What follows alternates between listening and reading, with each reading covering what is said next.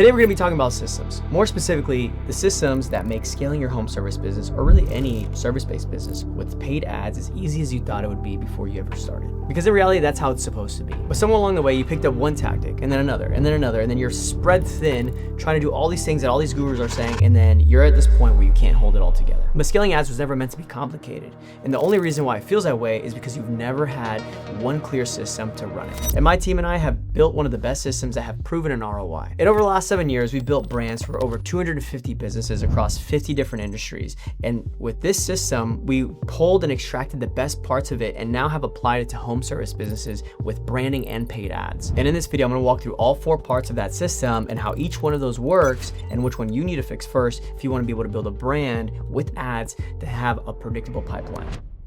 But before that, I wanna make sure we're on the same page about what a system is. Because when most business owners think about their marketing, they think about running Google ads, their CRM, maybe the camera that they bought or an agency that they hired. But in reality, those are just tools. They're pieces of a puzzle, and one of them on their own is not a system. And that confusion is what keeps most business owners stuck. A system is a full repeatable engine that takes a stranger who's never heard of you to a paying customer and then does that on repeat every single time. And the easiest way to understand how to build one is to kind of think of it as a box of Legos. Because when you first dump it, it's just a pile of random pieces, and on their own, they mean nothing. And that's exactly how your business looks right now.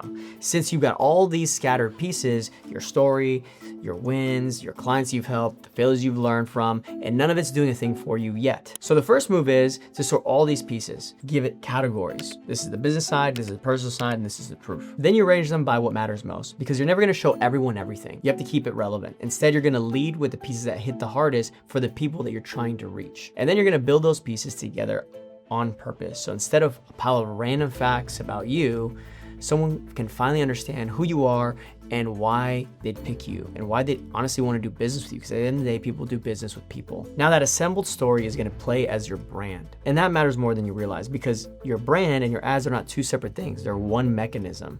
And the brand is the part that makes the ads more profitable. When someone sees your ad and they've never heard of you, there's really no reason for them to trust you. So why would you spend all this money on ads to get a cold stranger to maybe take a chance on you? But when there's a brand behind that same ad, they've probably already seen your content, or they'll just go investigate your content, and that's going to build this trust. And before they even click on the link or the DM, this is gonna make them convert a lot easier, which means your spend is gonna be cheaper and you can scale a lot further. And the two keep feeding off of each other, because a stronger brand makes your ads work better, and better ads puts you in front of the right people to follow that brand. The best example I can give you is imagine 2 water bottles just sitting right in front of you. The water is exactly the same quality. The only difference is that one is a plain water bottle and the other one has a Fiji label on it, that clean square shape that you already recognize. Chances are you're probably gonna reach for the Fiji every time, because you already know that's a premium option. You've seen their bottles before, you've seen other people drinking it, so before you even picked it up, your brain decided that it's already worth more.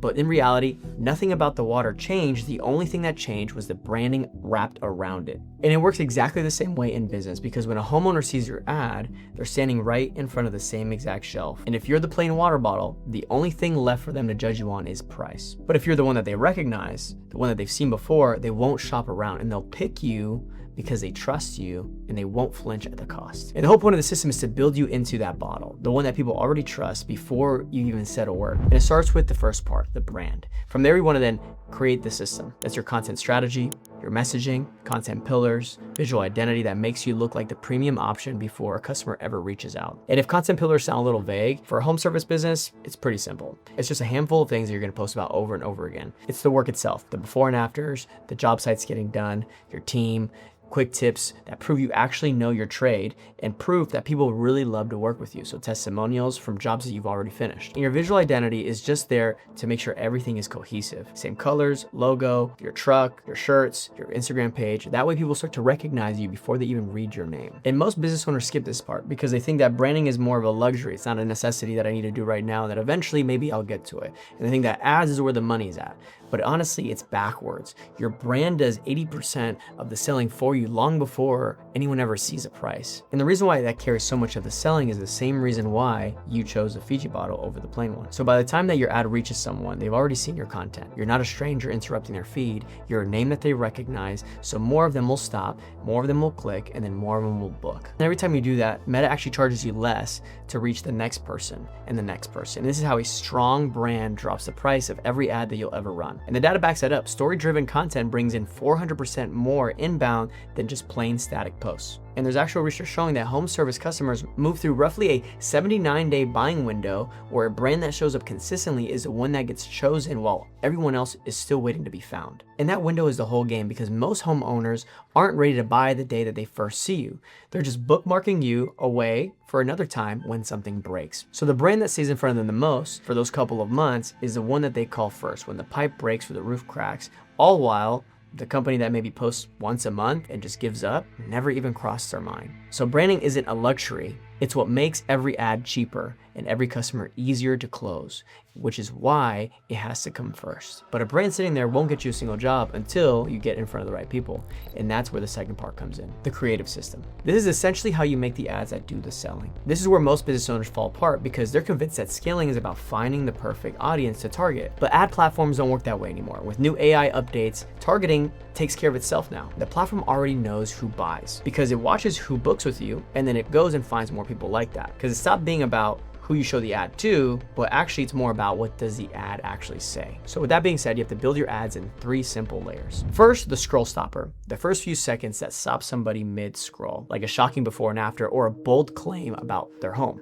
Because if you don't earn those first 3 seconds, nothing else matters. And those few seconds matter more than people think, because that platform is watching how long somebody's staying on that piece of content. And the longer they watch, the cheaper it shows your ad to everyone else. Now, the hook that works best for home services are the ones that feel local or hit a nerve. Calling out a town by name, or showing the exact problem that they're scared of, or saying the thing that they already worry about every night out loud. And real quick, before we get into the second part of the video, if you found this valuable so far, do me a favor and hit the like button. It tells me to keep breaking these systems down just like this. All right, the second layer is proof. This is where you show your crew, your crispy trucks, your uniform, the work that's getting done, because that's what makes a stranger believe that you know what you're doing, and not that you're just somebody who just started last week. And proof carries more weight in home services than almost anywhere else, because you're not asking someone to just buy a product off a shelf. You're asking them to let you inside their home. So every clean truck, every uniform, every finished job on camera is you answering that question they're already asking. Can I trust you?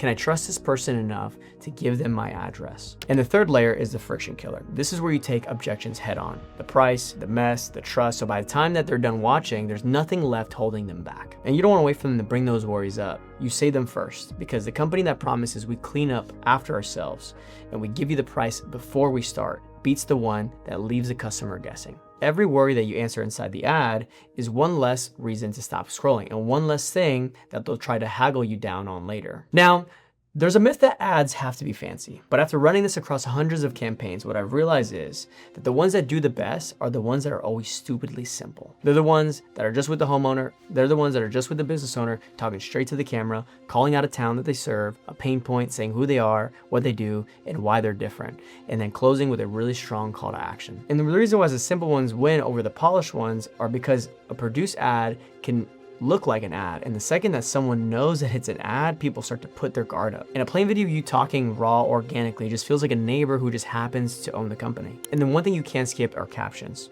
A big portion of people online actually watch with the sound off.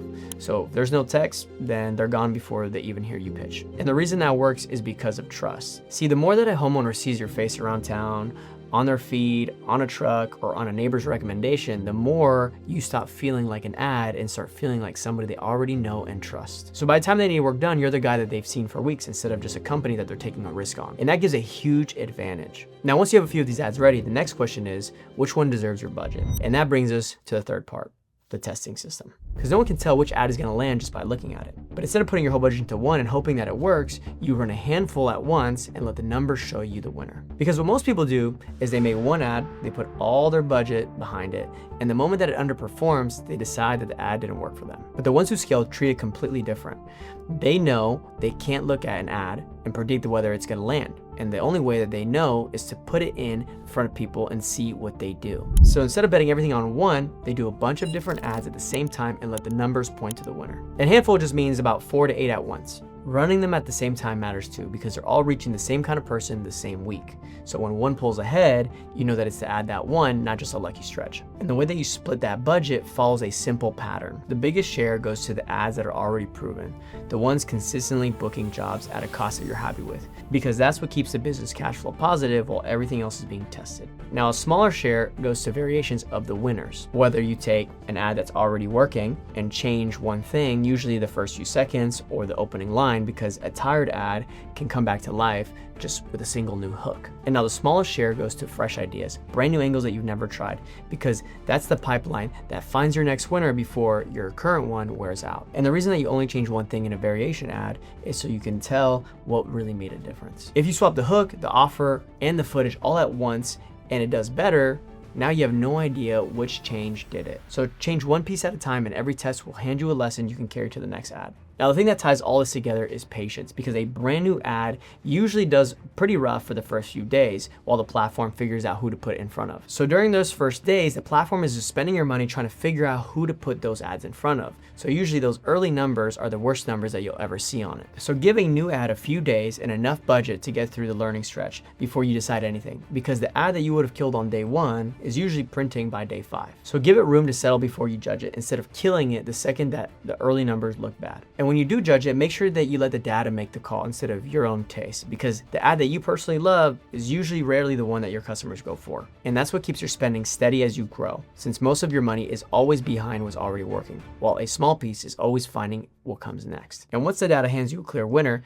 your whole job changes. And that's where the fourth part comes in. Because once you have an ad that's bringing customers in at a profit, the move isn't going to be to go find something new. It's to take what's already working and feed it more. But the feeding it more doesn't mean doubling your budget overnight. Every time you make a big jump, the platform has to relearn who to show the ad to, and your costs spike while it does. So you raise your budget in smaller steps, give each one a few days to settle, and as long as the numbers hold, you keep climbing step by step. And when that winner eventually starts to slow down, instead of throwing it away, you build a fresh variation off of it, like a new hook, new angle, and keep it running. Because winning ads will eventually die, and that's because they've been seen too many times, and eventually people start to tune out. A fresh hook on a proven ad is enough to make it new again, and that's how one idea can carry you for months instead of weeks. But what actually lets you scale a winner instead of capping out is knowing exactly which numbers to watch. Because most business owners chase cheap leads, and a cheap lead is worth nothing if it never turns into a book job. So you got to track your cost to book an appointment and to land a paying customer. These are the two main numbers for you to find out if you're either actually making money or just spending it. A cheap lead feels good because the number on the screen is low, but you can fill a whole pipeline with cheap leads who never answer the phone or book and go broke in the process. Once you truly understand what it costs to land a paying customer, the fear of scaling and running ads just goes out the window, because the math is right there in front of you. Every dollar in brings in a known amount of work back out. And now if your customers keep coming back for maintenance or seasonal work, that's even better, because someone who may have cost $100 to win this month can now be worth thousands down the line. So you feed the ads pulling real jobs and cut the ones pulling cheap leads, and that work builds on itself instead of having to start over every single month. But the question is, which one do you fix first? Because the moment that things slow down, every business owner runs straight to the ads, certain that a new creative or a bigger budget is what's going to turn everything around. But if the brand underneath is weak, a sharper ad just puts a company nobody trusts in front of more people, and you pay more to end up in the same place. So you need to fix a brand first, because that's the foundation that the other three stand on. Then you move to the creative, and then testing, and then the scaling, one part at a time in that order. You find the piece holding you back the most, and then you fix it. And then you let it settle, and then you move on to the next one. And that's the reason why scaling with ads feels so hard for almost everyone. It was never that the ads didn't work, it's that they were ran with no system underneath them. And that's pretty much it. And if you found this video valuable, make sure to like, comment, and subscribe, because it helps us find more people like you and me creating more videos like this. Thank you for watching, and I'll see you on the next one.